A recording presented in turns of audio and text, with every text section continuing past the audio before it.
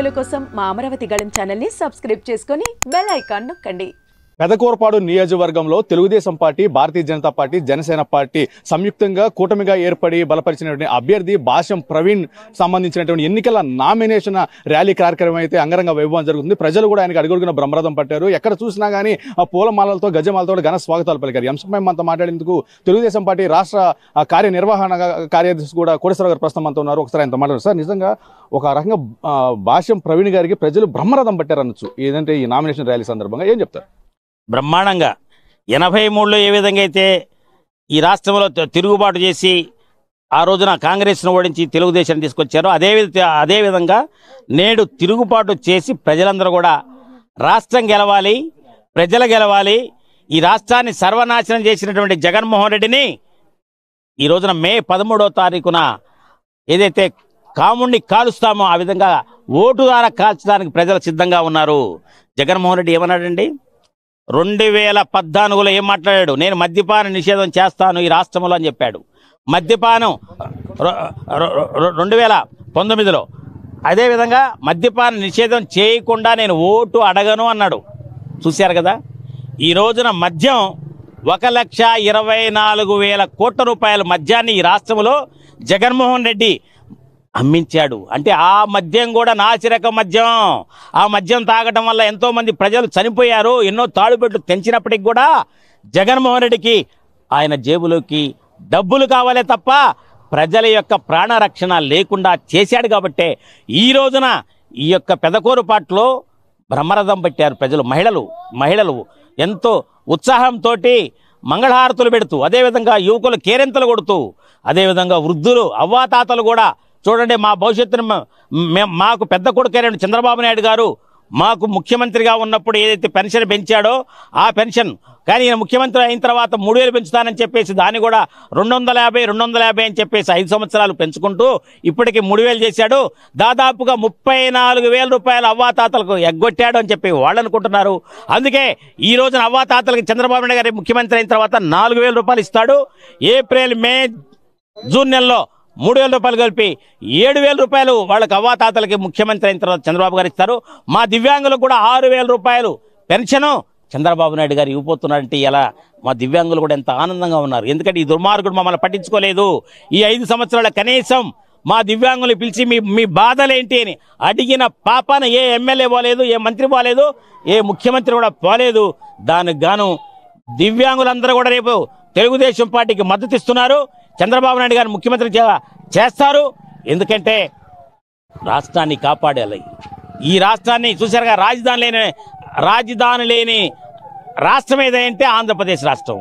అదేవిధంగా పోలవరం, ఆంధ్రుల జీవనాడైనటువంటి పోలవరాన్ని 2022 నాటికి పూర్తి చేస్తారని చెప్పినటువంటి అప్పటి ఏదైతే నీటిపారుదల శాఖ మంత్రి ఉన్నాడో వాడు ఇప్పుడు ఇక్కడ మా యొక్క పల్నాడులో నరసరావుపేటకు ఎంపీగా పోటీ. సిగ్గుందా నీకు పోలవరం పూర్తి చేయని ఎదవి ఏ విధంగా మా దగ్గర ఓట్లు వేయించడానికి వచ్చావు? ప్రజలారా అప్రమత్తంగా ఉండండి.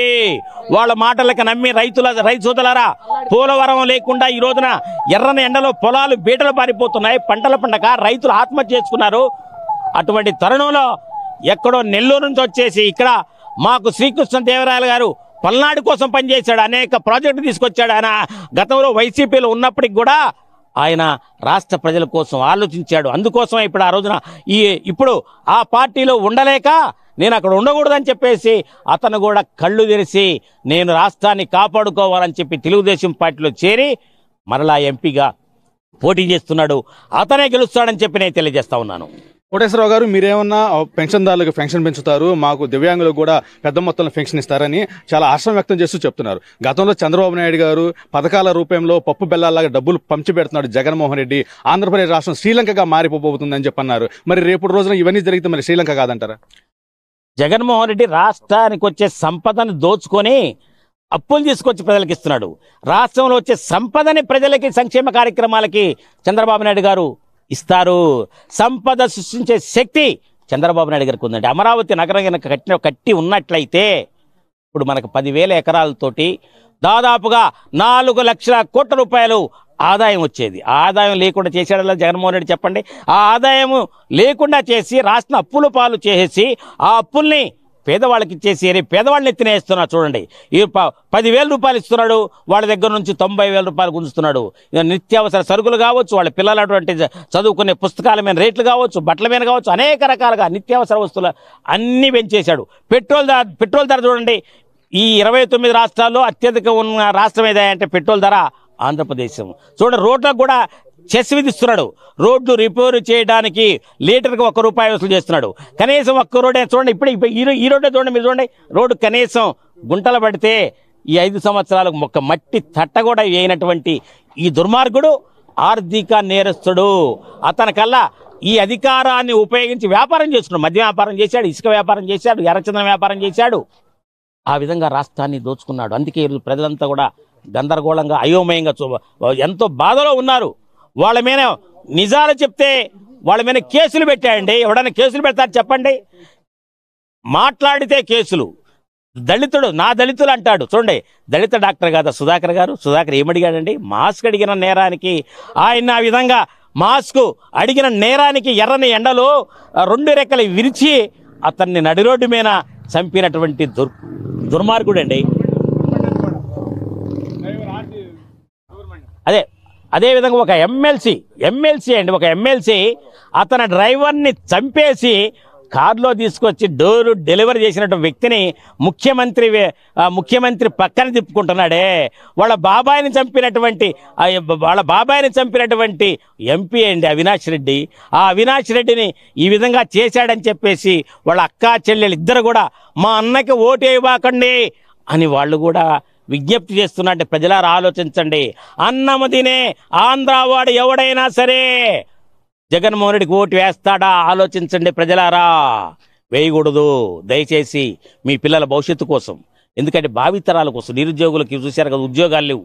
నిరుద్యోగులందరినీ చూడండి, ఈ రోజున గంజాయికి అలవాటు చేస్తున్నాడు. గంజాయి తినకుండా ఉండడానికి ఒక మహిళ, శ్రీలక్ష్మి అనే మహిళ ఢిల్లీ పోయి తన యొక్క బొటిన వ్రేలుని తెగొట్టుకొని ఆమె త్యాగం చేసిందంటే ఈ రాష్ట్రంలో పరిపాలన ఏ విధంగా ఉందో చూడండి.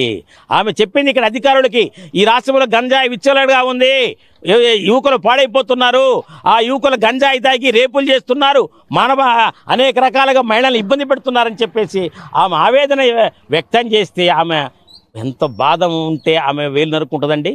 ఆమె స్వయాన అంటే ఎంత దుర్మార్గం అంటే జగన్మోహన్ రెడ్డిని కూడా అదే విధంగా మెడకాయని ఓటుతోటి రేపు 13వ తారీఖున జరిగే ఎన్నికల్లో ప్రజలు ఏ విధంగా ద్వారా ఓటైన ఆయుధం ద్వారా వైసీపీలో ఎవరైతే పోటీ చేస్తున్నారో వాళ్ళందరినీ మీ ఓటు ద్వారా నడికేసి కుక్కలకి గద్దలకి వాళ్ళని పడేయాలి. పవిత్రమైనటువంటి రాష్ట్రాన్ని కాపాడుకోవాలి. మీ పవిత్రమైన ఓట్లు. అందుకే వైసీపీ వాళ్ళకు విజ్ఞప్తి చేస్తున్నాను, మీ పిల్లల భవిష్యత్తు కూడా ఉందండి. మీ పిల్లలు కూడా రేపు దీనికి గంజాయికి అలవాటు అవుతున్నారు. ఎర్రచందనం అమ్మేసి ఏ విధంగా అతను దోచుకున్నాడు, వాటన్నిటిని కూడా కళ్ళు తెరవాలని చెప్పేసి రేపు మే 13వ తారీఖున ప్రజలందరూ కూడా ఒకే వైపున తెలుగుదేశం, బీజేపీ, జనసేన, అదేవిధంగా సైకిల్కి కమలం పువ్వు గ్లాస్ గుర్తులకు ఓట్లు వేయాలని చెప్పి ప్రజలందరికీ నేను విజ్ఞప్తి చేస్తున్నాను. కోటేశ్వరరావు గారు, చివరిగా చెప్పండి, అంటే ఇక్కడ ఉన్నటువంటి వైసీపీ సిట్టింగ్ ఎమ్మెల్యే అభ్యర్థి ఎవరైతే ఉన్నారో నంబూరు శంకర్రావుని కాదని మీరు కూటమి బలపరిచిన అభ్యర్థి భాష్యం ప్రవీణ్కే పట్టం కట్టాలి అంటే ఎందుకంటే ఏం చెప్తారు?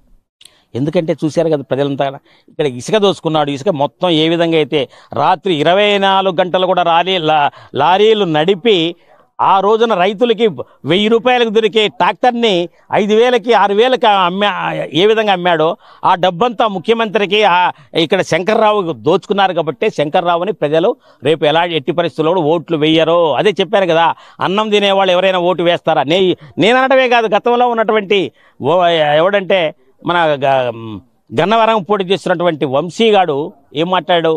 అన్నం తినేవాడు ఎవడు కూడా వైసీపీలోకి వెళ్ళడని చెప్పేసి వాడు గడ్డి తింటూ వెళ్ళాడు వైసీపీలోకి. అందుకే వైసీపీలో ఉన్న వాళ్ళందరూ విజ్ఞప్తి చేస్తున్నాను, రాష్ట్రాన్ని కాపాడుకుందాం మన పిల్లల భవిష్యత్తు కోసం. చూడండి, ల్యాండ్ టైటిలింగ్ యాక్ట్ తీసుకొచ్చాడు. చూడండి ఎంత దుర్మార్గమో చూడండి. రేపు రిజిస్ట్రార్కి పవర్ లేదు, ఎంఆర్ఓకి పవర్ లేదు, ఎమ్మెల్యే ఎవరైనా చెప్తే వాళ్ళకి, అంటే వాళ్ళ తాత ముత్తాతలు సంపాదించిన భూములను కూడా జగన్మోహన్ రెడ్డి కొట్టేయడానికి ల్యాండ్ టైటిలింగ్ యాక్ట్ తీసుకొచ్చి ఆంధ్రప్రదేశ్లో ప్రజల యొక్క భూములను లాక్కోవడానికి ఇది ఒక పెద్ద వరంగా మార్చుకున్నాడు. ఆ వరం పోవాలంటే తెలుగుదేశం పార్టీ, బీజేపీ, జనసేనల అధికారంలోకి రావాలి. ప్రజలకి భూముల రక్షణ చేయాలి, ప్రాణరక్షణ చేయాలి, ఆస్తుల రక్షణ చేయాలి. అదేవిధంగా దళితుల్ని, బీసీలు అందరూ కూడా మిమ్మల్ని కాపాడాలంటే ఈ పార్టీలు రావాలని చెప్పి కోరుతున్నాను. ఆంధ్రప్రదేశ్ రాష్ట్రంలో ఒక్క ఛాన్స్ అంటూ అధికారంలోకి వచ్చినటువంటి ముఖ్యమంత్రి వైఎస్ జగన్మోహన్ రెడ్డి పట్ల, వైసీపీ ప్రభుత్వం పట్ల కూడా ప్రజలు విసిగి వేసారిపోయారని, అందుకే ఆ పార్టీని, ఆ ప్రభుత్వాన్ని చర్మగీతం పాటేందుకు కూడా అందరూ సిద్ధంగా ఉన్నారని, వాళ్ళ మీద ఉన్న వ్యతిరేకతతోనే ఈ రోజున ఎంతో కసిగా కూడా భాషం ప్రవీణ్ నిర్వహించినటువంటి ఈ నామినేషన్ ర్యాలీ కార్యక్రమంలో ప్రజలు వేలాదిగా పాలు పంచుకున్నారని కూడా కోటేశ్వరరావు గారు అయితే చెప్తున్నారు. ఏదైనా కూడా రాష్ట్రంలో ఉన్నటువంటి పరిస్థితులను నిశ్చితంగా గమనించాలని ప్రజలు కూడా ఆంధ్రప్రదేశ్ రాష్ట్ర పునర్నిర్మాణం కోసం, భావితరాల బంగారు భవిష్యత్తు కోసం కూడా కూటమికి పట్టం కట్టాల్సినటువంటి ఆవశ్యకత ఎంతైనా ఉంది. ఈ పెదకూరుపాడు నియోజకవర్గంలో కూడా కడిగిన ముత్యం వంటి భాష్యం ప్రవీణ్ కూడా ఆ అధికార పగ్గాలు అప్పజెప్పాలని కూడా ఆయన ఈ సందర్భంగా ప్రజలకు విజ్ఞప్తి చేస్తున్నారు. కెమెరామ్యాన్ ఆర్కేతో వరప్రసాద్, అమరావతి గళం, పెదకూరుపాడు నుంచి.